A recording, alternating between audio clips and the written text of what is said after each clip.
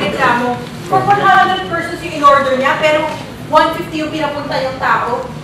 B, tubig oh. Thank you. B, nakatanda mo ba dati nung stress na stress ako? Ginawa mo ako ng dinner sa rooftop? Ay, oo naman. So, anong dinner natin for tonight? Ito, nakaputi. Ano mo gusto mo? Kahit ano na lang siguro. B, UST po. nag-withdraw ka ba ng pera sa ATM ko? Sa simple po. Ay, oo eh. Wala na kasi yung cash. Nasaan na? Pambayad ko kasi ng bills yun eh. Ay, napambili ko na kasi ng PSP eh. Di ba mayaman naman kayo? Hindi ka na sa parents mo ha. Sheng, block your schedule na 28 ha? Bakit? Bakit naman ako mag-block ang schedule for you?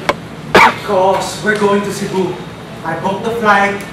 I reserved the room in the hotel. Ayos na mga itinerary. You don't have to worry about me. And what makes you think that I will agree with your plans?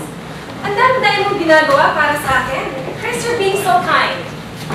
What's the catch? This is not kindness. This is for you.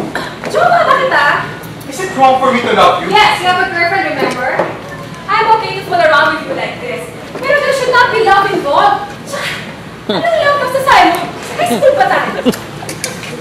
I broke up with her. Sabi mo? I broke up with her for you. Gusto mo pala ako maging girlfriend? Yes. Kahit na wala akong sasabihin, I love you. Lahat ng kaya mo ibigay, tatanggapin ko. Ayan ka na naman eh. Gusto mo talagang pinapamukha sa akin na kinakailangan kita, no? Wala pa nga ako sinasabi. Sa'yo nang galing yan ah. Masyado ka sigurong nagigilty dahil tanggap ka ng tanggap, wala ka namang binabalik. Chris, I've been thinking, what could be the possible reasons for our future breakup? So, ang sinasabi mo, I'm a freeloader. And you wanna break up with me? Ganun ba yun? Eh kung ganito na lang tayo ng ganito, break na nga lang tayo. Ano po trabaho na naman ang hinihingi ko sa'yo dahil wala direksyon yung buhay mo eh. Magsipag ka naman. Hindi yung iaasa mo na lang lahat sa akin. Break agad? Ang bilis naman. Well, apparently you're still in cloud nine, so I just want to temper romance with business. Ba't mo ba ako pinapakalaman, ha? Di lang naman ikaw nagbibigay dito, ah. At huwag mo akong masumbat-sumbatan about work. You know, I'm not confident enough sa mga job interviews. And you know what happened to my family, di ba? Pag work talaga pinag-uusapan, galit na galit ka. Nag-i-explain lang oh. Sumbat ba yun? Ba't na sobra kang affected? Sorry ha. What do you mean business? Kailangan palagi mayroong return of investment. Chris, listen to me. Nag-break lang tayong dalawa kung either may mamatay sa atin or ayoko na. Okay ba yun? Sheng! I don't want to talk about this! Well, ako, I do. Gusto ko, pag nag-break tayo, ikakwento mo ako sa naging pamilya ko. I want you to tell them how much you love me.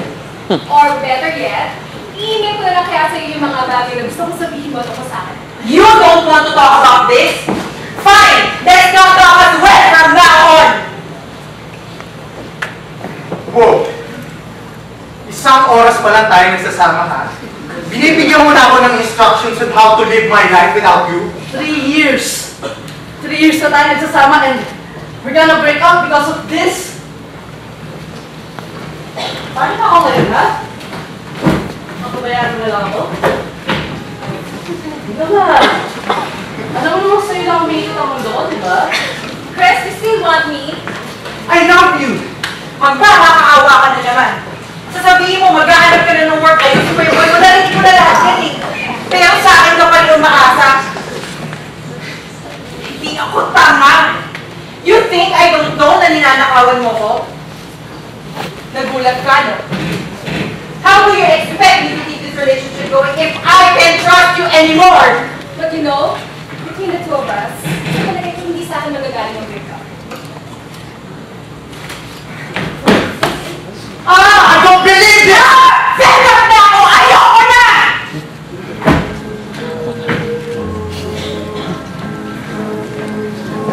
This is just a portion of my life and it doesn't define who I really am. I need to stop